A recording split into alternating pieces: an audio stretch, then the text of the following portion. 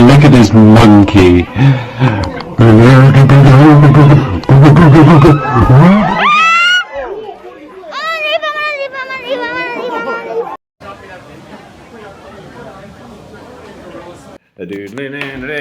It's Alex, and we're just coming fresh back from the Top Cut for Nationals. And whereabouts have you placed yourself, Alex? We finished top 8 with Poopy Monkeys. We sure did. Quick shout out to Gabrielle who did the Yes, thanks for here. just handing these out to me around. I really appreciate that. They came in handy. Yeah, no, really nice. Like a satisfying slap. Yes. But yeah, before we get into it, anything you wanted to touch on first, or?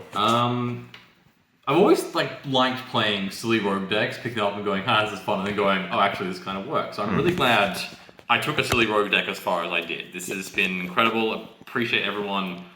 I'll shout out to the end, everyone, but appreciate everyone who's helped me out getting this far with this very silly deck. Yeah, no, we've been working on this for a little bit, but let's see what you've come to the conclusion of. Yes. Okay. So, we're playing. So, in case I wasn't clear, we're playing Etemon / Sukamon. Yep.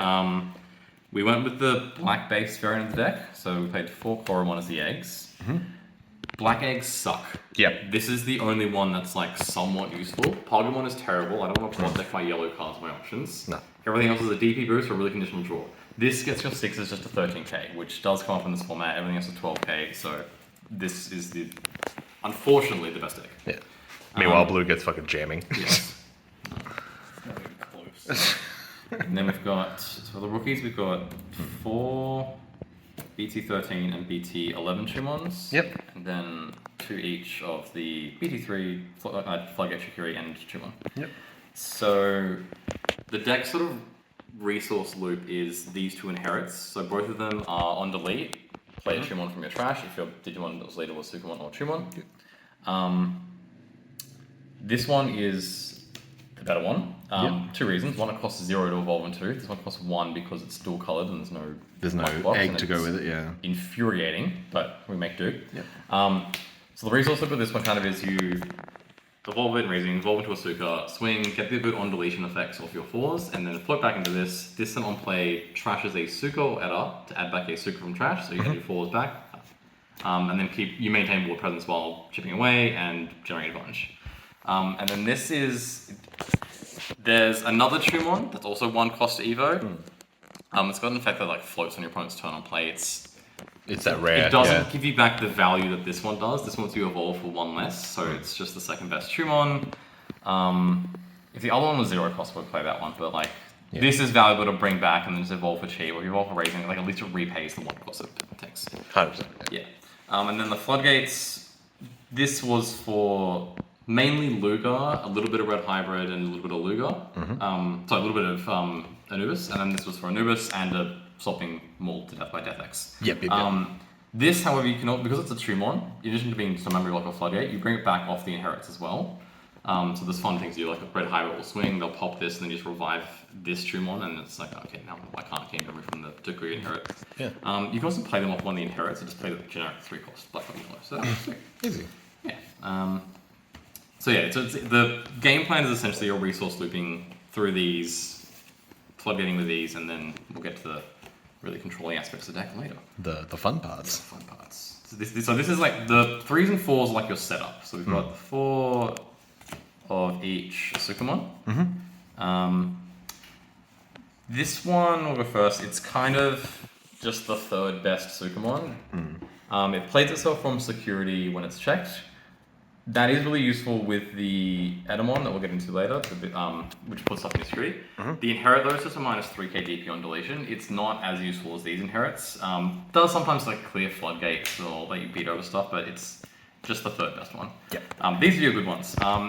Your best first turn board is this and this, because this is on deletion, reveal top 3, add 1 archetype card, and then trash the rest. Your goal is essentially to try and get 3 Sukamon in trash as quickly as 3 Sukamon named cards in trash as quickly as possible to set up some of the effects that come up later.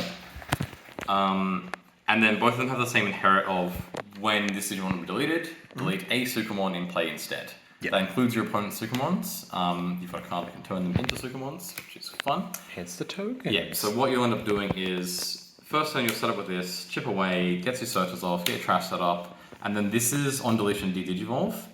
So really fucking strong effect. yeah, so you end up with a really hard to break board. You have a 6 that has a protection inherent, and then this. So if they try to pop your 6, they digivolve. They try this, digivolve. A lot of the removal in this format is on evolution as well. So you've got stuff like Levia, you've got stuff like Fenrir, stuff like Red Hybrids going into like the warp into Emperor Grey. Stuff like that gets absolutely hard countered by that card. It's insane. So yeah, this was so much purple in the format. So much red and purple is mostly what I think we found was in the format. Even Melga, like also it's purple, tries to pop stuff on swing and you just go, no, it's dead now. Yeah, so like this is your setup, this is your defensive core, and then this other Suka kind of like it's his board expansion plus He's there. like the inherit does come up sometimes, but yeah, he's also just there. Yeah. Targetmon is the one we got on X5, garbage card, 3-cost Evo, absolutely terrible. And I don't think there's anything else. No. My 5 score. The security effect does come up. Yeah, the security effect is the more important. Oh, the fact that it comes out, yeah. Yeah, like just getting a 3 level 4 body in play is great. And they're all 3, another important thing, they're all 3-cost level 4s, which sometimes you get put to 3 memory, it means you can immediately price up. Yeah. Or if you don't see a rookie. Yes. That wouldn't happen though. Yeah, that wouldn't happen. Definitely not on stream in front of everyone. Wow. They're level 5s. King shit. King Poopy Boy. Okay, this deck, so I'm playing 10 5s, but this deck has so many good 5s. So, King Suka is kind of like a mini boss monster, I guess, is the best way to put him. So he's one of the things that needs 3 Sukas in trash to trigger his effect. So on Evolve, if you got 3 in trash, or when it was 16 cards in trash, which did happen against Red Hybrid once, you turn one of their Digimon into a white 3000 DP Digimon named Sukamon. Yep. So because you turn them white, they can't evolve over the normal colors. Because you changed their name, they usually can't black box Evo either. Also turns off like Greymon's protection, which is really funny. That's hilarious. Because they need to be Greymon named. And then you make them 3k DP, which is where one of the situations where this minus 3k comes up, but you'd also rather have the protection. And then on attack, it gets sec +1 for each Sukamon in play except itself. I originally was playing this as just 1. The idea with that being just, I can add it off Chumon because Chumon adds a Sukamon in name back, so you go back to 5 or to 4, which is useful as well. This card being able to fetch whichever piece you're missing.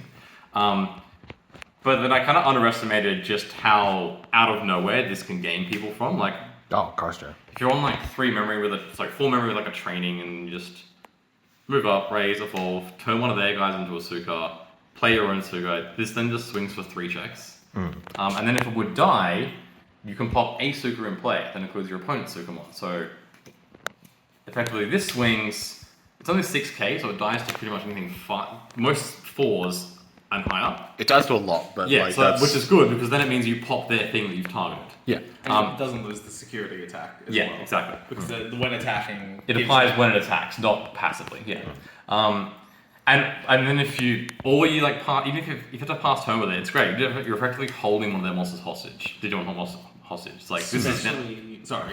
yeah, it's like this is now a white thing, and if you would pop this, pop your guy instead. Yeah. And Anubis being what we thought would be the most popular deck in the format, and it being a level 5, and their effect must delete a level 5 or lower, basically says if they're dedicated to the board too early and you go into this, they use Anubis and they die. Yeah.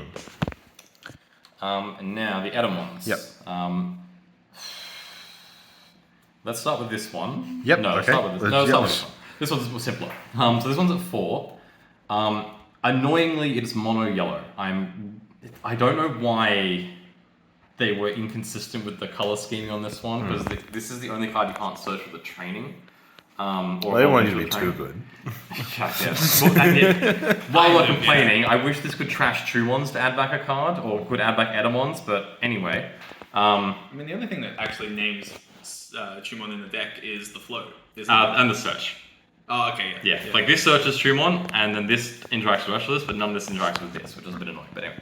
Okay, so on deletion, it goes to the bottom of your security. Yep. And its inherit is the same. On deletion, put Etemon, bottom of security. If it's checking security, where you have 3 or more Sukamons in trash, same as King Suga, you get to play a level 6 Etemon from your hand. Which is insane. Which is insane. This card is just... It messes with your opponent so much. basically, in addition to like cycling and setting with these, if you've got like a kind of mediocre stack, maybe it's like this, this, and this, that's fine because that's like your secondary priority is getting this into your security as quickly as possible. Because like late game, you get to play out your sixes and they do hilarious things. As we'll find out. Yeah. So that's getting 3 sixes and trash for these effects to go live turns on the rest of your defensive core of your deck.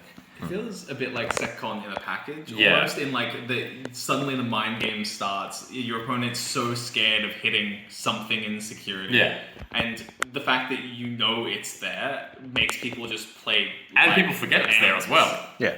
That too. People could just not read cards and be like, hey, look, there's a tunnel. Or people forget how many are there. Which is what I kept doing, especially early on.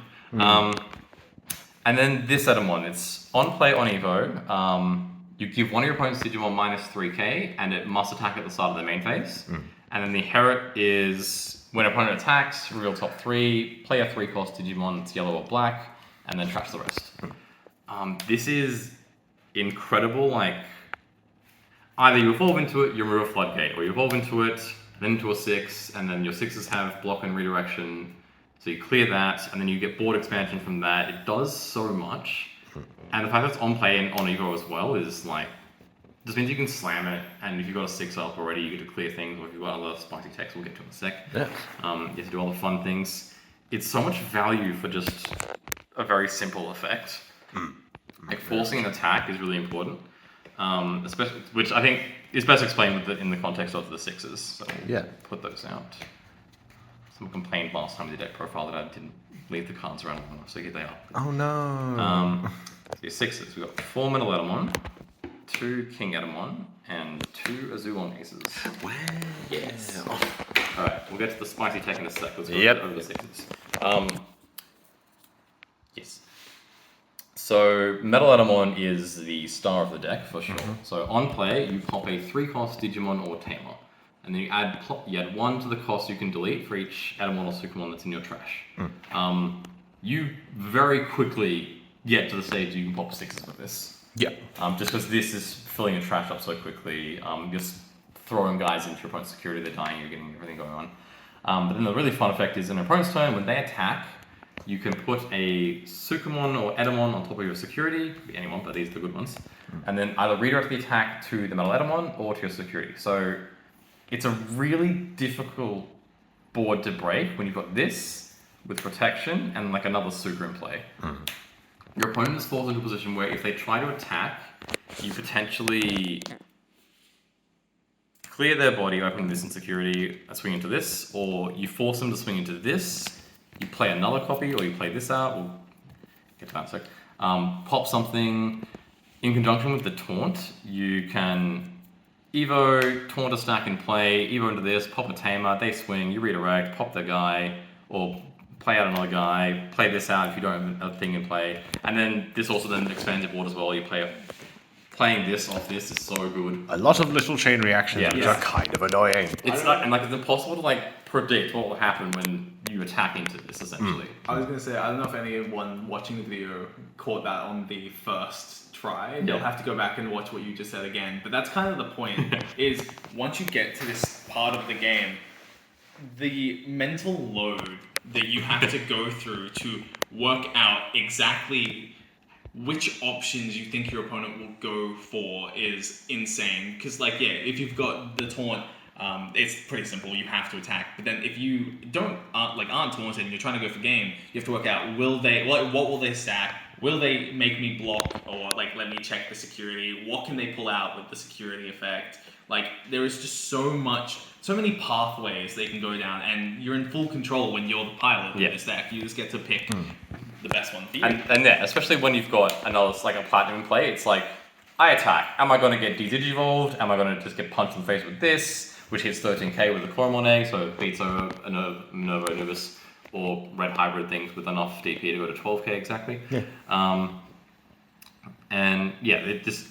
You get such control over the game with this card. It's really impressive. And again, it's with so much purple. So there was not much in the format that at least we encountered in testing or in Nationals itself that was like DP minus or DD Evolve or bot deck. The decks that do that screw this over. I was terrified of running into Leomon or Deva, which was in Top Cut.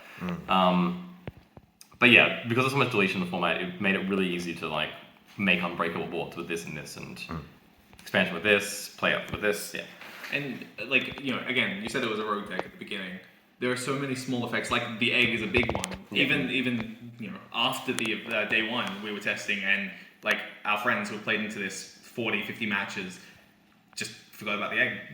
You forget about one part of the effect. And gotcha. Alex, being the absolute savant that he is, will remember and go, actually, okay, now I'm going to take this weird interaction to, you know, make a 13 and block, or I'm going to pop devolve you and then do something else to your board. Like, there's just so many things to keep track of. It is impossible to play into this correctly, I think. Yeah, and a big boon I think comes from this is the ability to adapt your plays. Yeah, it's such a versatile deck. Like, it's so non-linear and so like I love toolbox decks where you just get to like, this is a really great card because you kind of go, okay, if this has been played, which one do I need? Do I need a 5 to go into to pop things? Do I need this to keep searching? And like something I learned while playing was like, I usually would tunnel into getting this back, going like, yep, Digivolve, that's the one. But like, you actually kind of just want to fill the trash up faster so this pops bigger things quicker. And I really should actually, because this is the kind of mediocre one, I keep trashing it for these two, but it actually is important sometimes to keep this in hand, to put in security, and then you can force a swing, play this out, and now you've got protection. So like, Yeah. there's so many lines you've got to think of. Or even lethal sometimes. Yeah. Like, you were, multiple times you would be like, I haven't got enough stuff in trash to set up an Etemon to protect myself, but what I can do instead is put the Sukumon there, get free value, and then now threaten lethal. Yeah, exactly. Yeah, like putting this on top, making them hit it. Now I've got 4 swings out of 3. It's lethal now. Okay, King Etemon is the second best level 6 Etemon.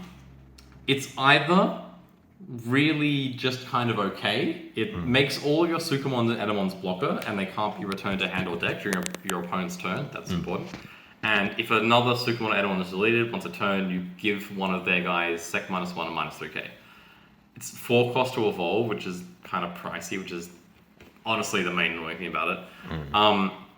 Making your board blockers is kind of neat, especially when these can protect this as well, but it's just doesn't impact nearly as much as this card. No. Unless you are playing into blue. I played in the 3v3 side event, and this completely soloed my All Force matchup. Like, Joss are going to test that. Like, when I don't have this, you destroy me. When I have this, it's just I've won the game now. Yeah. I think at one point I like reached over and went, "Hey, how you doing?" And he went, "Oh, I do this, so I'm fine." Yeah. And I was like, "Okay, I'll leave you to it." He Oh went my to his God. All Force and went, oh, okay. I had this and this. He was like, I just can't do anything now. I swing, you block with this, you give my stack sec -1, and you Digivolve it. Yep. But yeah, but then in every other matchup, it's just kind of like, I wish it was this. I wish I could play 8 copies of this. As an all-force player, if you see that, you just kind of have to keep attacking. Yeah, just try and ignore it. It's like the kind of thing you got to do. You just have to like find kind of just like break through. He also put like 8 tamers in play though, so I was playing just for free. Right. One funny interaction when I was testing against Alex with this one, he kept bringing out the metal Etemon to pop my arena, but I had the 0 line to keep putting it back to the bottom and playing it again, so we ended up with a turn that took like 12 It's just shit just keeps coming. Yep. Alright, the spicy tech, a Zulong Ace. Wow. So it's an ace, so it's got the hand counter blast evo effect. On play or when evolve, you bounce to level 5 or lower, and then unsuspend a Deva or 4 Great Sovereign, which I've got the 1. And then on deletion, delete the highest level Digimon of your opponents, and overflow for 4. And we're back. Yep, phone had to just go on the freezer for a tick. We were talking about Athlon. Yes, spicy tech Athlon. I've already explained what it does. So, I first went into this going like, haha, I'll test this, it's kind of funny, I can talk with this and this, and then it turned out to be actually really goddamn good. Yeah. So the synergies with it is, so your primary first turn play is doing this, trying to get some searches going in your resource loop to cycle through your deck, play through and that. Your secondary goal is to get this into play, and get into your security. Yeah. So a lot of the time I was finding I was just leaving, and also evolve into this, it's got protection and whatever. Yeah. So I was finding I had a 5 just sitting in play a lot. And then the meta was a lot of purple, and it was a lot of red hybrid, and a lot of Garuru. When Garuru swings with their stack that they've set up and they're trying to get all their checks in, you blast Evo it, bounce it, die. Get out of my house. Yep. Red hybrid, when they check your security, get a lot of memory, when you delete them, they float, and just kidding, it's in your hand now. Yep. It turned out to be really not just like an unexpected tech. No one in the world was going to play around this. No. But it fit well for the format, bouncing stuff another ace like Diabora Ace wouldn't have worked. Like it pops a 7 cost. This pops bounces a 5 or lower, so you can't pop a Garuru stack. Helluga and Soul Luga are both over 7. Yep. You're not gonna you're gonna pop a red hybrid stack. They're gonna float into a bunch of tamers and kill you anyway. Bouncing it was Maycrack. Maycrack is 6, but Blue Mirror is 8. So if they go to the Blue Mirror, you can't bounce that. Yep, exactly. Pop that, And sometimes Anubis players just got greedy. They moved up the 4 stack, evolved into Blue Mirror. I put them to 1 or whatever. They gained 1 back. They put me to 1, and I bounced the stack, and they're behind the turn now. Yeah. And then even the on deletion, because it's an ace, it overflows to 4. That kind of sucks. But on deletion, deleting their thing means this on board is a threat now. Sure, it gives them full memory, but it wipes their biggest stack. It wipes an Anubis and whatever. It pays for itself in double removal. Yeah. So essentially, you end up with a 5 in play a lot, or I've had games where I've had a 6 in play and I evolve or play this because you have the 6, you have a protection on, it floats back with this, it flies back, whatever. Evolve into this. Now you're in a spot where you've taunted, one of their things attacks. They move up their other stack from raising. You blast Evo, bounce their stack in raising, use this, put this, either play another one back, redirect it. There's so much incidental synergy with this card and this deck. Yeah. The value it generates, in addition to just being a completely unknown factor for opponents in a deck that's already unknown, it absolutely won me every red hybrid match I won. Melga matches as well. Really good meta call, really synergized well with the rest of the deck. It works better in this than it does in Deva, because Deva loses to, without Ganai, loses a lot to things like Anubis and Helluga that can pop the 5 before the when attacking goes off. But obviously the taunt has some direct synergy. But people are playing the board a lot more into you because you're such a defensive deck. You haven't got the punish that a lot of other decks have in this format. Like Anubis, if you play it into the board, they'll just go, cool, Merva, bring out Samus, Ravens, whatever your thing is. Yeah. This deck isn't doing that so much. But they're also afraid to swing, and they kind of want to make a big board so that you aren't, so they're not giving you free value every single turn. There's one big push. So having something like that, especially, it gives the taunt more targets, and also, if you sit this here, no one's going to suspect it unless they've seen you mill it. Yeah, they're sitting here thinking he's moved this up, he wants it to die and go in security, and they go, whatever, swing, and then the blast evolves and ruins their entire board. It's great. And that also segues, I guess, into the next thing, which is 3 death X. Hell no, I'm out. 3 of them things? Look, with this combo, you can clear 2 stacks, it's great. But the format was Anubis, the format was Rogue Hybrids playing Tamers everywhere and playing all their 3s, and annoyingly, a lot of your deck is 1 KTP, guys. A lot of, times, an Ukomon swings and it hits this or this and it survives. So, there's just a bunch of 3s sitting around that are going to kill me if I kill it. So, you need a way to combat the wide boards. Same with, Anubis is obviously one of the better decks this format. You need a way to combat, there'd be players who just wouldn't bring back their Cyclone and you just drop a Death X on them and the game is now swung right back into your favor. So in conjunction with this, which clears tall stacks and then is really hard to remove, having consistent access to something that removes the wide boards is incredibly strong. So the 3 Death X was kind of necessary. You also were playing 3 a strong amount, I'd be going through them. Time. Yes, I'd be going through them. It was because then the Death X is an incredible threat. This is already a threat to deal with. It's redirecting the security, it's playing out more guys. And now they're going to deal with the Death X. Level 7s are really fucking hard to get rid of. It's hard to kill a 7 and a 6 that has protection, then DD devolves you if you've got protection or whatever. And multiple and times. then it floats into more resources, it makes the board so much harder to deal with when you've got that in play and clears those super annoying white boards. It's really annoying for Levia as well, because the 7 just protects the 6 from the Levia chomp. It's just annoying. Oh, just going back as well, just to these. These inherits are generic, so you can put them under the Zulon. It didn't happen, but someone could. Oh no, wait, no, it didn't. Someone could try to pop this, and you just protect it with this instead, which is funny. Also, the Azalong, while I remember, the Azalong for Overflow really synergizes with this because otherwise it wouldn't get removed. People greed for the full memory, so they'll let you put this in security more often than they would otherwise without This is also generic, just on deletion play. These are not generic though, so that did come up on Top Cut. They did delete the Zulong stack, and they were like, "Are you gonna float?" And I was like, "I can't. It's not an Etemon or a Supermon." The last cards are just 4 defense training, 1 black memory boost. I tried playing black boost to start with because this can't search this, but it also can't let you evolve into this for cheap, which is annoying. But the value a training gives is just, you play for 2, you add a card, and you evo for 1. Like It's insane. It's evo for 2 less. It's in testing, the value this was giving was so much more than this. Like, the amount of times I got put to 2 with a red hybrid playing a Takuya for 4, like it just made this suck and this great. That being said, I had 1 slot in the deck. I went, let's see how Black Memory Boost does. And at first, before I was playing this, I was playing. You mentioned before, it was kind of like playing against Seclon. I was playing 4 removal options.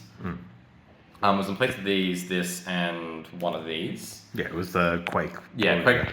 It's Quake Blast Firefather. It's the 7 cost, delete a 13 cost or lower Digimon. Yeah. I played that over Onslaught because it's just important to be able to choose what to pop in this format, and rather than it meant I couldn't pop Death X's, and dealing with Death X immediately is a bit annoying actually. But yeah, I played that. That was good, but it wasn't as good as a Zulong. And then I was like, this synergizes with Zulong. I'll bump this up. And again, like the 5s in this deck are so strong. And while I was evolving into this a lot, it is also handy to keep them in hand so you can put them on top of the security with Metal Etemon. Yeah. So sometimes it felt like your 5 is a bit thinner, so having a 10 lineup for 5 is actually pretty good.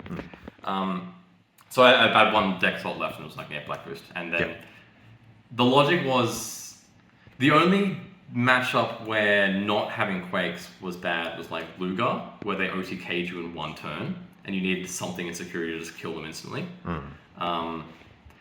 For everything else, hitting these was kind of better, because that gave you the memory to establish a board, which was better than, okay, I popped their 1 thing, but it's still their turn, they're still doing stuff.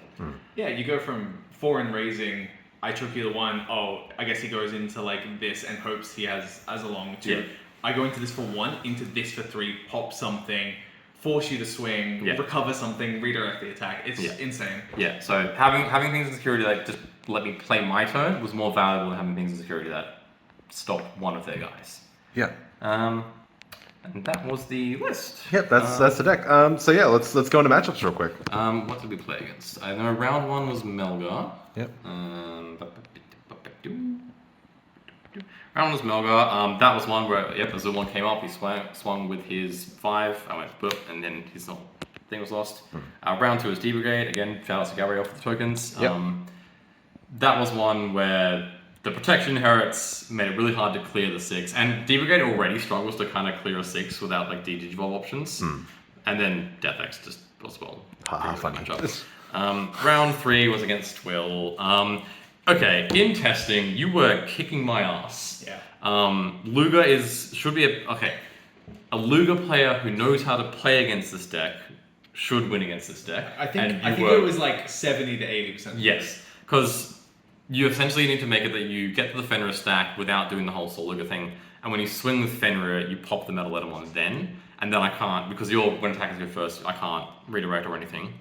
And then he wards wide, and you kill me in 1 shot, so I don't have a chance to like build back up. I'm just dead. And you also got to kind of play around like the Azalong if you know it's there. If you've seen it already. Yeah, which obviously you had. We've been testing this shit for a while. Yes. And it also, annoyingly, if something happened in security that stopped me from killing, like I hit a random Etemon, suddenly I have to play around Death X as well. Like there's so much to, like multiple times I wouldn't be pulling out the IG stack to give him a cheaper Death X. Like it's like, okay, if I pull out the IG, Death X costs 2 instead of 5, and he can do it and not pass turn. And even when I'm like, I can pop Tamers, which is another really useful thing against like Red Hybrid. But like I'd pop AG in Luger and you just bring it back with your Luger. Yeah. So it's like I feel like. But then, you know, my list was a little weird, so I was playing like stuff like Alice, or even popping an N-log is still. I think Alice was good, not weird, but yeah. Alice. Well, no one else seemed to think Alice was good. Okay, I think Well, that more one, than but- one at least.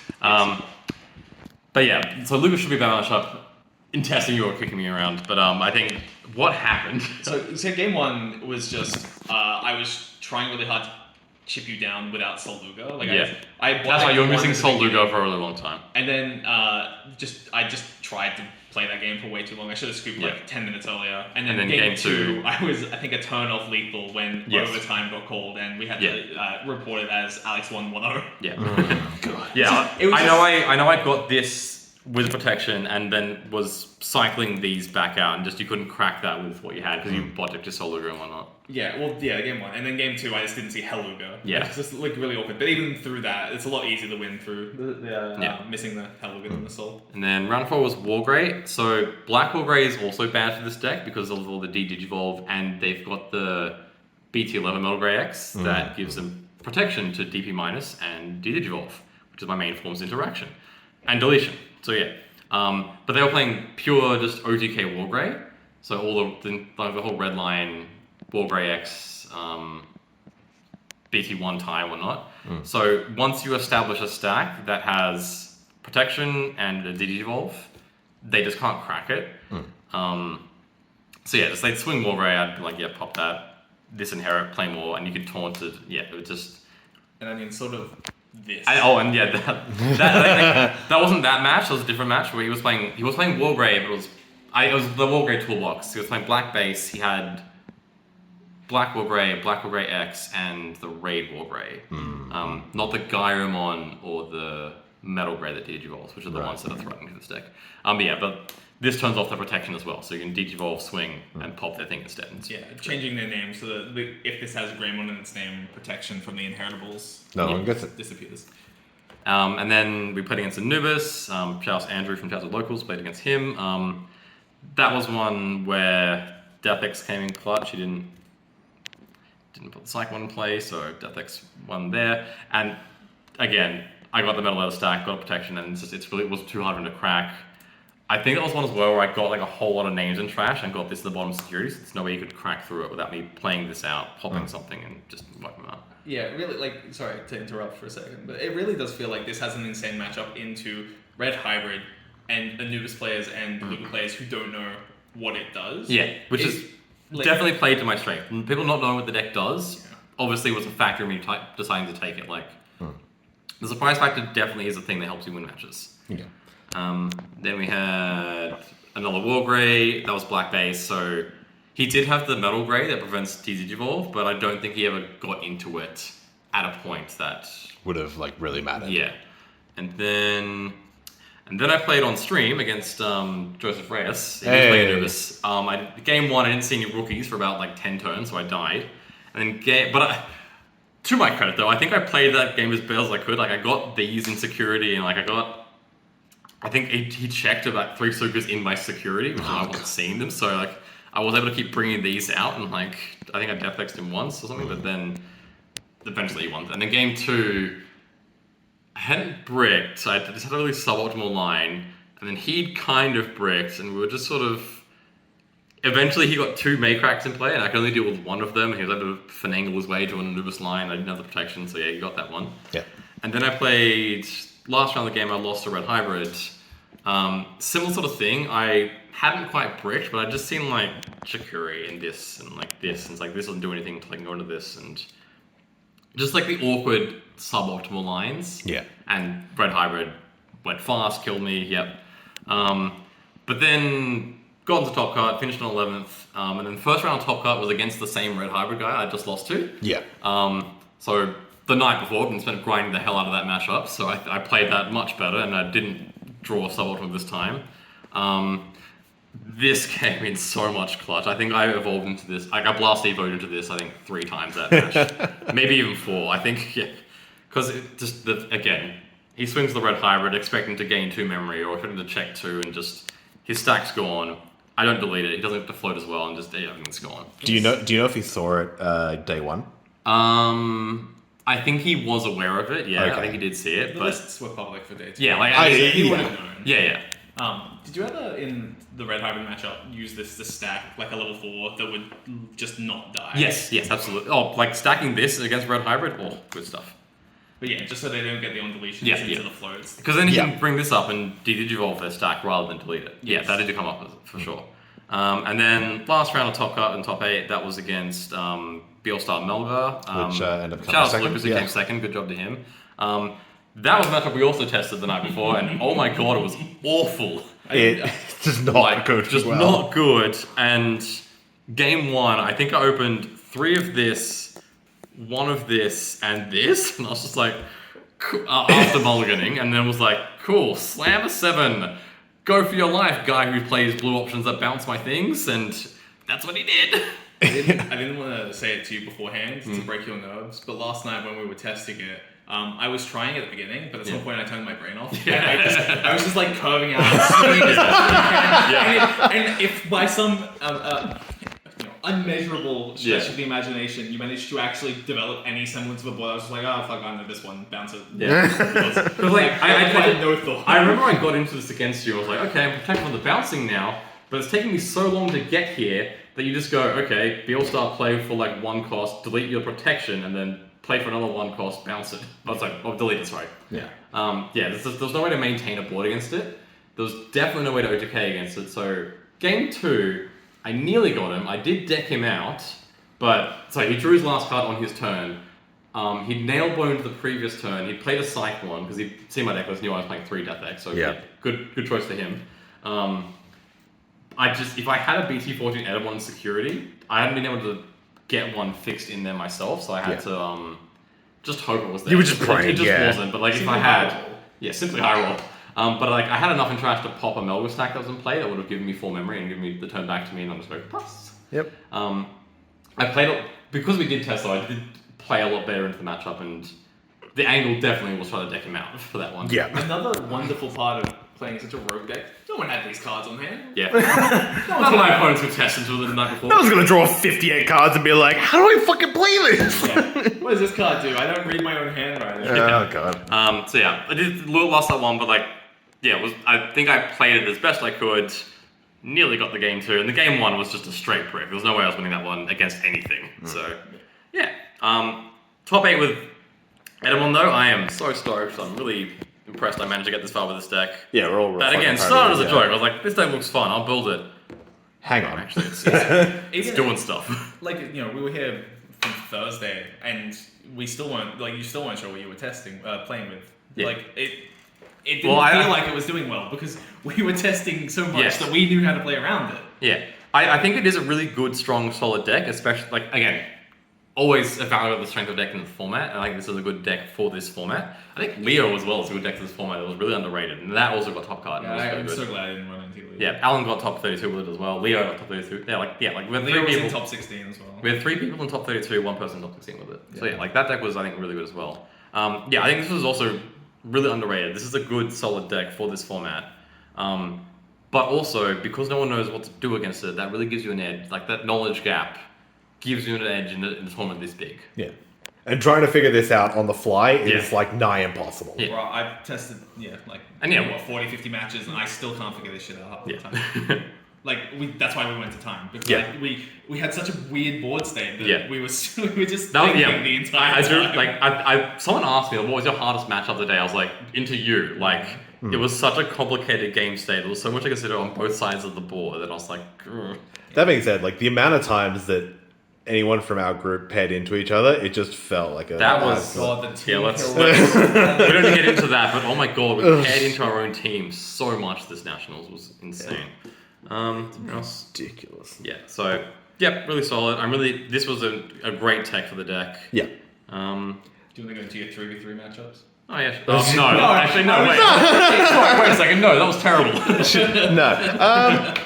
Getting quite a few questions from the Huang Discord. I think I've answered them already, all the questions. Yeah. Oh, do I think this deck's going to be good next format? Hard to say. Like, Apoclymon being limited definitely makes this more viable, because this... Any deck that has to set up its own trash and not, like...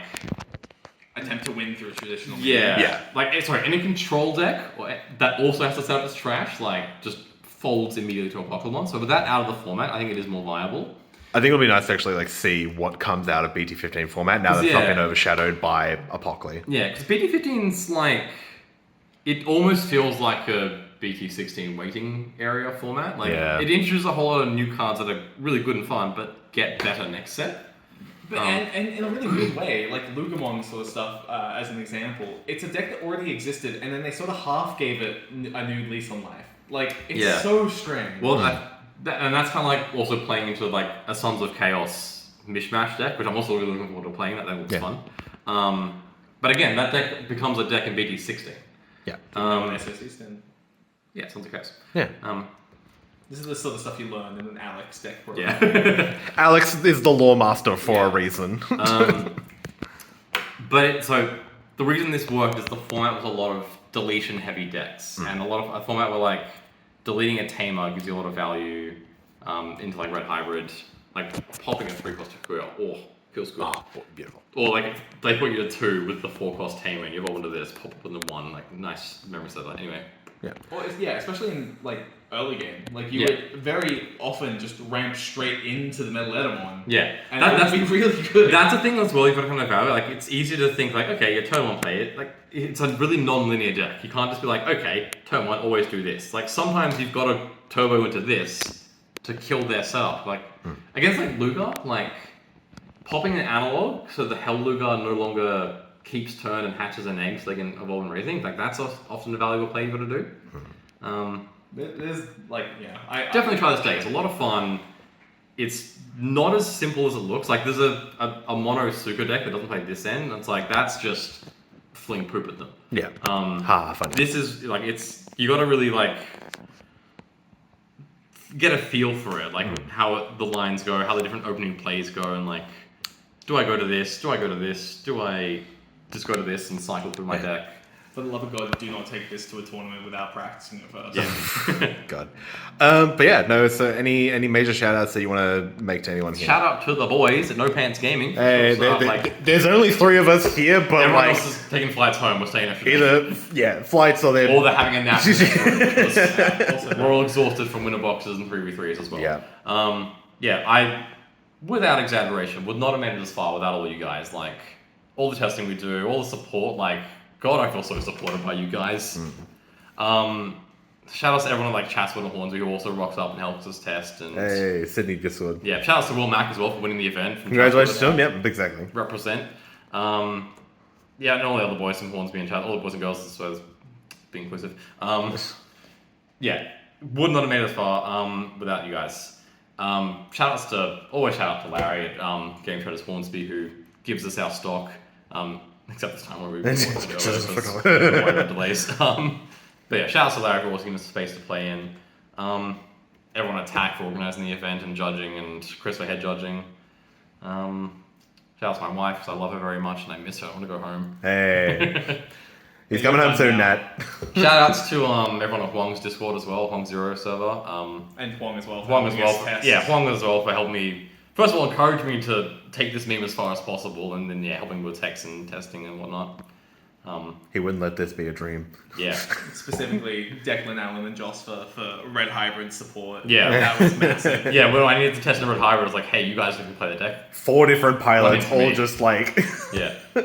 Yeah, no, we got... I can't imagine trying to do this solo, like... Yeah. Well, we went from last night, we had like 1 or 2 people coaching you and Declan playing the Red Hybrid to 1 or 2 people coaching Declan and then you playing solo to try to like ramp up the difficulty. Yeah, it worked. It's like there's some like samurai thing. It's like you train with a really heavy sword first, so you can fight with a light one. Yeah, it was that. Can't think of anyone else. Everyone else. Thank you, Mark, for recording. Thank you, Mark. Hey, thank you. And I'm assuming you're gonna upload this tonight, right? No. Not on this Wi-Fi. Cue the picture of me just like... Whee! Ooh. Yeah, I couldn't reach that. Shout out to all my opponents as well for being... Shout out to everyone who's ever looked at my deck and just walked past me and gone, hey, you're the Etemon player. Good job. You guys, they're the people that make this all worth it.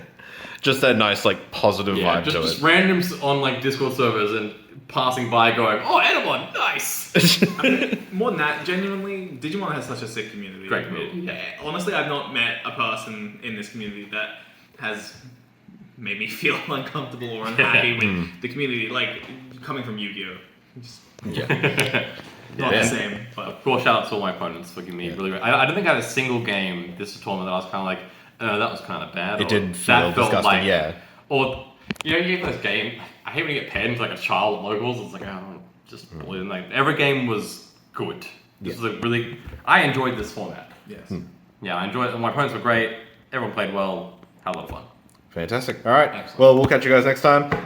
We'll see Will playing One Piece or either spokes for nationals. Absolutely. First place One Piece 2025 or 2024 season. No shout outs to Bandai, give us better pricing. Actually, Oh, and I do love the jacket though. The Jack, Jack- do more shit I like honestly this. love the jacket so much. It's so... I'm a little mad the jacket is so much higher quality than last. Sorry, shout outs to Bandai for making my jacket better than Will's jacket. All right, and